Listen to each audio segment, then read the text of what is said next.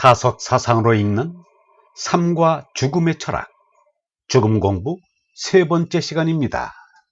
오늘은 절대 허공, 절대 허공이라는 제목으로 말씀드리겠습니다. 유영모의 말입니다. 빈탕 한 대, 허공에 맞춰 놀이를 하는 것이 나의 소원이다. 나는 해와 달에 맞춰서 놀려고 하지 않는다. 이런 생각을 가지고 마음과 몸을 생각한다. 몸, 물질계의 마음이 거하면 마음속의 얼라가 어두워지고 참된 생각이 사라지고 만다. 몸에 마음이 살면 마음의 자격을 잃고 만다. 참은 상대색인 이 세상에서는 볼 수 없다. 빈탕 한 대에 들어가야만 참을 볼 수가 있을 것이다. 그렇지 않고서는 참을 생각할 수 없다. 그래서 이 세상의 것은 모두가 거짓이다. 거짓에 마음 붙잡힐 필요가 없다. 우리가 잠깐 빌려 쓰는 것이다. 절대의 허공을 사모한다. 우리가 죽으면 어떻게 되나? 아무것도 없다. 아무것도 없는 허공이라야 참이 될 수 있다. 허공이 참인 하느님이다.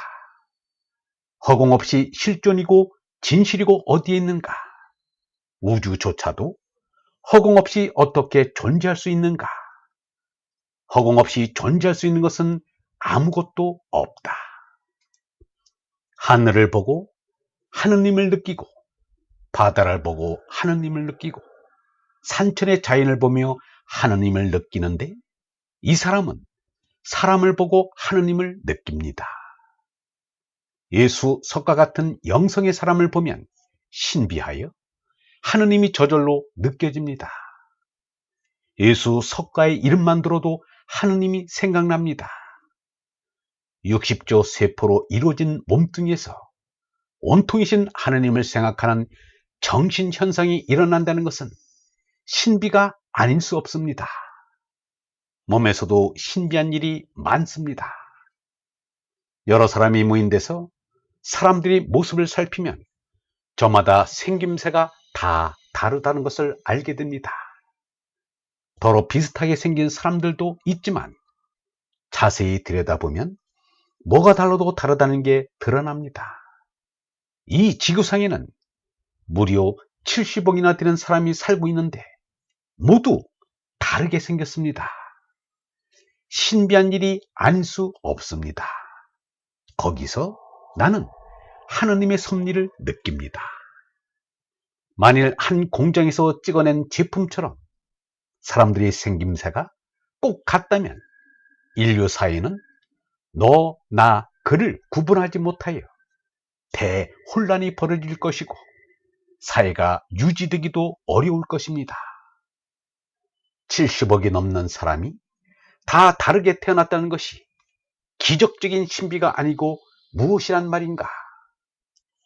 개인의 가정으로 보면 딸 부잣집이나 아들 부잣집이 있기도 하지만 사회적으로 보면 성비가 엇비슷합니다. 누군가가 남녀의 수를 맞추고 있는 듯하여 신비하기 그지없습니다. 이것을 우연이라고 볼 수는 없습니다. 하느님의 섭리가 깔려 있다고 느껴집니다. 이렇게 하늘, 땅, 사람에게서 하느님의 계심을 느낄 수 있는 얼라의 빛을 지닌 사람이 있는가 하면 얼라의 빛을 못 지닌 사람이 있습니다.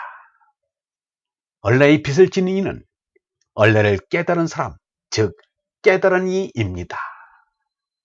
얼라의 빛을 못 지닌 이는 그 밖에 보통 사람, 즉 연의입니다. 죽음에 대응하는 것을 보면 이 둘의 구분이 뚜렷해집니다. 얼라의 빛을 지닌 이는 이미 생사에 갇힌 죄나를 넘어선 이입니다. 그러므로 죄나의 죽음을 두려워하지 않습니다. 영원한 생명인 얼라를 깨달은 이는 멸망의 생명인 죄나의 생사에 별 관심이 없는 것이 당연하고 자연스럽습니다.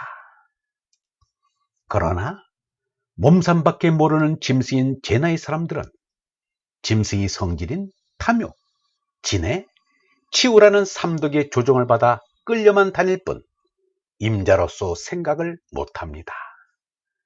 짐승이 죽음을 두려워하여 달아나듯이 연의는 죽음에 관한 일은 보지도 듣지도 않고 말하려 들지도 않습니다. 죽음은 숫제, 금기입니다.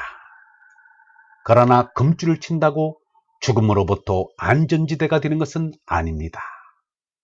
내 둘레에서 얼마든지 죽음이 일어날 수 있습니다.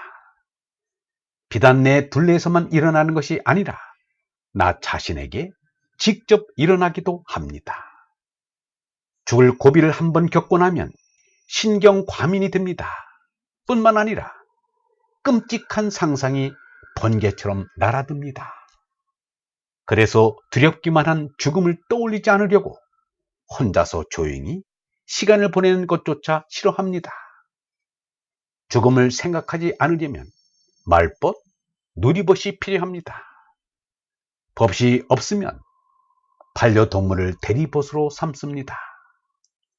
예수는 기도할 때 골방에 들어가 홀로 기도하라고 말하였습니다.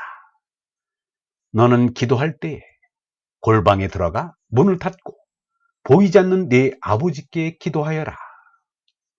그러면 숨은 일도 보시는 아버지께서 다 들어주실 것이다. 골방이 무엇인가? 예수는 머리 둘 곳 없는 집 없는 노숙자라 골방조차 없어 산속에 들어가 혼자서 기도하였습니다. 골방에서 기도하라는 것은 예로이 홀로 기도하라는 것입니다. 하나님을 홀로 만나야 한다는 것입니다. 골방이란 바꾸어 말하면 고독의 방입니다. 죽음을 두려워하는 죄나의 사람들은 고독한 골방조차 두려워합니다. 그러면서 신앙생활을 한다고 말하지만 실은 표층적인 기복신앙, 즉 샤머니즘만 쫓고 있는 것입니다. 사람들은 죽음에 대한 두려움을 회피하는 방법으로 오락이나 도박, 구경거리, 그리고 작업에 몰두합니다. 거의 중독되다시피 합니다. 아니면 건강염려증에 빠져 이 병원 저 병원으로 병원 순례를 일삼습니다. 요즘 죽음을 잊게 하는 그럴듯한 도피처가 생겼습니다. 텔레비전, 컴퓨터, 스마트폰에 몰두하는 것이 바로 일종의 우상숭배입니다. 그래서는 올바른 정신을 지닌 사람으로 자라기 어렵습니다. 영성신학원 다속아카데미의 하늘소리였습니다.